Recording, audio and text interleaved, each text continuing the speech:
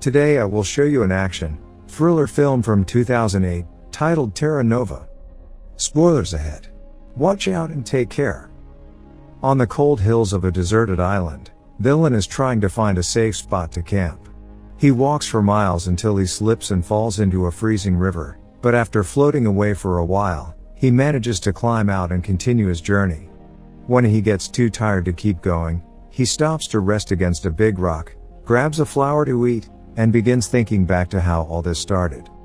Dylan is in jail for life for the assassination of 6 men, when one afternoon, he's taken to see the prison governor, who asks him what he dreams of. He isn't the only person going through this. Various of his fellow prisoners are also being called to the governor's office and are asked the same question. Morayak says he wants to see the sea, Yakut wants to witness the war against China, Obazyanka won't speak, Abazian wants to work in this prison and be a governor, Tolia wants to follow the progress of the space station, and Sipa wants to see women again, but Dylan's answer is never shown. The governor tells them they've been selected to be transferred to a penal colony, and shortly afterward, all prisoners are boarded into a ship. Just like in the actual prison, the prisoners are divided into groups and put into cells, although Abazian acts like he is the boss and even kills a man to take his bed. When the hatch is finally closed and the boat takes off, the prisoners start panicking, thinking this has all been a trick to let them die at sea. As the men begin getting violent, Dylan remembers a conversation he had with Sipa back in prison. Sipa has some severe mental issues and would always draw on the wall and talk nonsense, but that day, he mentioned heaven and hell not having any seats left and a third purgatory-like place being prepared for people like them. Julien had thought it was more of his usual nonsense back then, but he's starting to see the merits of it now. After a while, everyone calms down and tries to spend the trip chit-chatting and eating, but in the middle of the journey, a gang escapes from one of the cells, looking for their compatriot. Abazian pretends to negotiate at first only to kill the man they're looking for, causing a riot to start. Prisoners on both sides begin hitting and killing each other through the bars except for Starry, an old man that stays behind praying. The fight doesn't last long though. The guards quickly arrive and after stopping them with a warning shot, they throw a sleeping gas grenade to knock them all out. Eventually, they make it to a deserted island, where the prisoners are put into numbered handcuffs and left at the beach so they can listen to what Mr. Olafsson and Marta, the heads of the Terra Nova project, have to say. Since the death penalty has become illegal in all countries, prisons have been running out of space to hold such a large number of criminals, which is why the Russian government has offered this land to start this project, funded by some international organizations. Starting today, the prisoners are colonists living under their protection, and everything they need to survive is being provided, including food that should last 3 months. A satellite will be watching them all the time, and there also are some communication buoys around. They have the possibility to take a boat to one of them to press the red button and say what they need. If a green light appears, that means the request has been accepted. Abazian isn't happy about the idea of being recorded 24/7, so he throws a big rock in protest, but the guards quickly make him stand back with some warning shots. Marta clarifies that the buoys can also be used to ask to leave the project by saying their name and the reason why they want to leave. If they do, they'll be returned to prison. By putting the buoys on the sea instead of on the beach, they make sure that the decision is thought twice before risking getting on a boat. Before leaving, the guards drop a bunch of keys on the sand, explaining they are numbered to match their handcuffs. The prisoners rush towards them and start fighting over them while Dylan and Sipa stay safely behind, only grabbing the keys that the others drop. Starry also decides to stay behind and watch how a gang forms a line around the keys to keep their rivals out, and a group goes to the crates the guards left to pick up some weapons and attack the crowd with them. Eventually, Ali's gang takes control of the situation. Ali gets a jacket and good shoes for himself and Starry before choosing a man to send out on the boat, but as soon as he grabs someone, the group takes the chance to attack and the fight starts again. Dozens of men die in the fight. Morayak kills Ali with a rock, Abazian kills Starry also with a rock, and the 3 men that get on a boat to reach the buoy fall to the sea and die drowning. All the remaining prisoners go to the warehouse and begin distributing the supplies, and Abazian takes advantage of the tools found to get his cuffs open by force. Dylan packs a bunch of supplies in a bag and grabs himself a jacket while listening to Sipa say there is no way the food will last 3 months. Then he leaves the area to survive on his own and hopefully find a way out of the island, taking us back to the beginning of the story. Dylan explores the island until he finds an area with no snow and a rocky formation that will provide some shelter, so he decides to sit there while looking at a picture of his family that he's kept hidden in his prison uniform. He misses them terribly, and falls asleep with tears in his eyes. Sometime later, he wakes up when he hears some squealing. Turns out the supplies were filled with rodents, and they are now eating through his food and bag. When it starts raining, Dylan finds shelter under the rock formation he saw before, getting a fire going for warmth and heating some water. After it stops raining, he catches a bird and roasts it over the fire. That's when Sipa finds him. As he chit-chats with him, he tries to steal his knife, but Dylan sees him and takes it back. Sipa offers some salt he had with him and his help in exchange for some meat, which Siling accepts, so Sipa goes to pick up more wood and sees the family picture on Dylan hung on the rocks, which makes him blow a kiss at Dylan's wife. Afterward, they share the bird, and when they're done eating, Sipa walks to the edge of the cliff, explaining he doesn't jump because he's too afraid. He asks Dylan why he won't die either, and Dylan explains it's because of his family.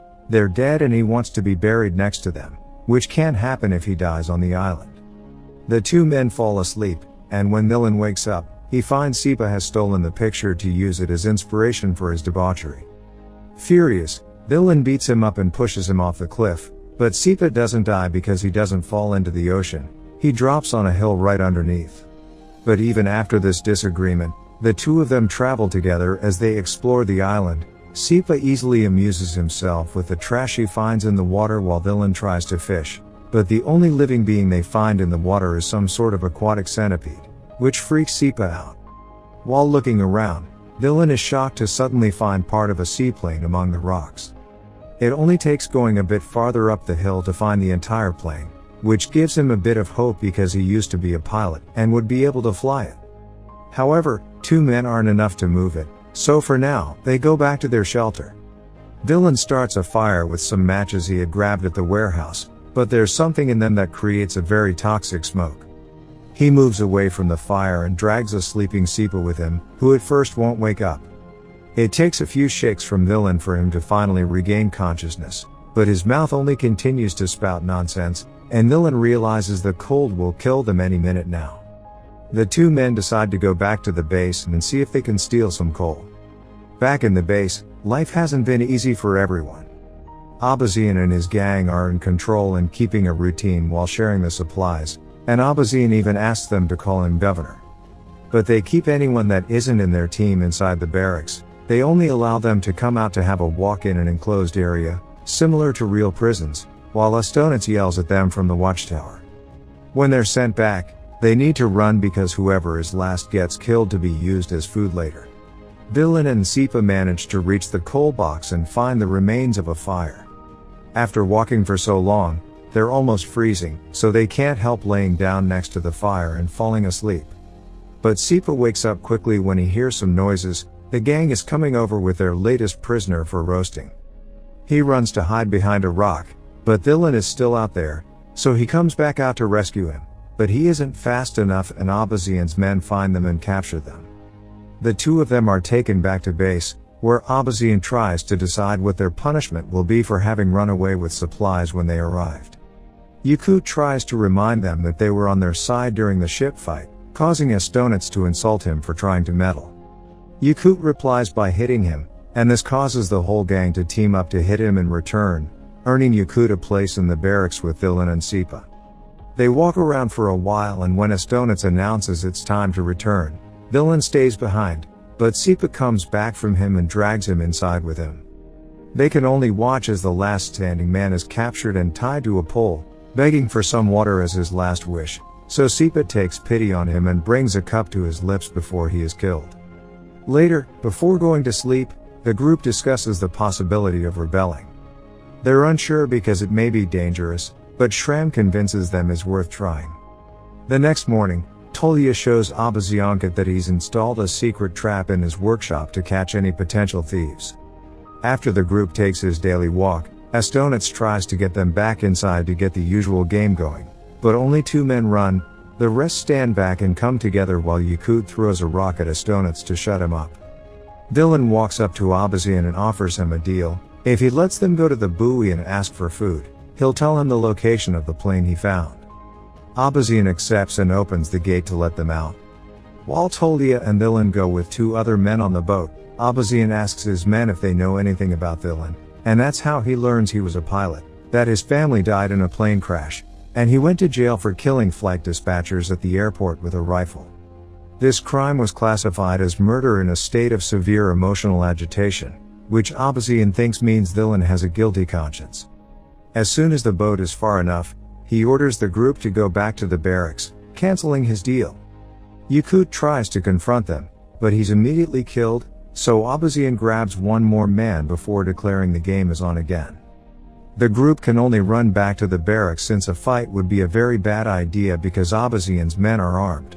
Meanwhile at sea, one of the men falls off the boat, but they catch him just in time and drag him back up. Tolia reaches the buoy and asks for help, but it's broken, and not even his tools will help. They go back to the shore and Dylan tells Abazian that food is on its way, but Abazian doesn't believe him because there wasn't a green light of confirmation. Tolia reminds him of the existence of the plane, but Abazian doesn't believe that's true either, but it inspires Obizyanka to move around with his arms open like one. Abazian finds this distracting and grabs him by the neck, so Tolia uses the chance to come at him from behind and kill him. 2 other members of his group, Amurbek and Ertsanov, kill the rest of their gang and watch Astonitz run away before they can catch him as well. They ask Dylan what to do next, and he asks them to free the men from the barracks because he swears food is coming and they just didn't see the light because it was broken. The men are skeptical about this and remind him now they have plenty of bodies to feed on later, but Tolia thinks they should be buried. Dylan reminds him about the plane as well, so Amurbek and Ertsanov finally accept. They free the prisoners and tell them they'll be waiting a few days for the food to arrive, but they won't be using each other as food anymore, so everyone needs to stay calm and cooperate. They'll also send a group to rescue the plane, which they'll put in a hangar they'll build and slowly repair it to escape later. Suddenly, Sipa interrupts their plans claiming there's no satellite while writing an SOS message using sand and 3 bodies. Sometime later, Astonitz returns to the base, and because of the new rules that say they need to keep the peace, they decide to ignore what he's done to them for now and share their food with him anyway. Dylan guides a group of men towards the plane, and their moods greatly increase when they see he's been telling the truth. Together they take it apart for easier transport and carry the pieces back to base. Eventually, Marta arrives at the island with a bunch of guards. They use gas to keep the men away, but they do allow Dylan come to talk to her and discuss the list of things they've requested. She's confused on why they're asking for gas, and he explains it's for the generators, which are supposed to be wind-powered but they don't work during the polar night. In truth, they want the gas for the plane. Dylan takes the chance to ask why they didn't answer Sipa's SOS message, and Marta explains their satellite is of the infrared kind. They see heat, so they can locate people and stoves but not words. She also wants to know what people were doing so far away from the base some days ago, and he tells her they were fishing. They don't believe him because there's no fish in the area, so he lies again and tells them they've been eating those centipede-like creatures, which she finds very shocking. They also want to know how many of the original 206 colonists are left, which Dylan finds suspicious because they should be able to tell with their satellite. He tells them 87 are left, and many are sick, but nobody wants to abandon the project and return to jail. Before Dylan leaves, Marta tells him he has the right to one personal request, so he gives her a few sheets of paper asking her to provide the group well. Once the guards have left the new supplies, Dylan and his men try the gas in the plane hidden in the hangar and happily confirm it does work. Afterward, they watch a new group of American prisoners arrive as the guards and Marta leave the island. These prisoners have a leader too, a very large man that Dylan tries to shake hands with. The man doesn't take it, in fact, he hits Dylan, which triggers a fight between both sides. The encounter is brutal and nobody hesitates to go for the kill, so Sipa drags Dylan with him to hide him in the workshop. One of the Americans tries to follow them, but he falls on Tolya's trap and instantly dies. Ertsanov goes up against the American leader and gets overpowered, but before he can get killed, Amerbek cuts in and kills the big man instead as the buildings around them catch on fire. All this is being watched by the heads of the project. When they realize the situation is finally out of control and that over 40% of the colony has been killed, Marta calls the central office and is told to proceed with Code Naked Island, which sends a bunch of guards to the island that shoots all the reminder prisoners while Marta burns Thilin's letters. Luckily, a few men are still alive thanks to having hidden in the mountains or the hangar: Thilin, Sipa, Ertsanov, and Tolya. Together they push the plane out, but when they're about to board it, Sipa tells them goodbye and runs to the hill so he can jump into the ocean, not afraid anymore. The remaining trio gets in the plane and Thilin manages to make it take off safely, although the guards shoot at them on the way. His two companions die, but Thilin isn't hit by the bullets, so he flies away into his freedom.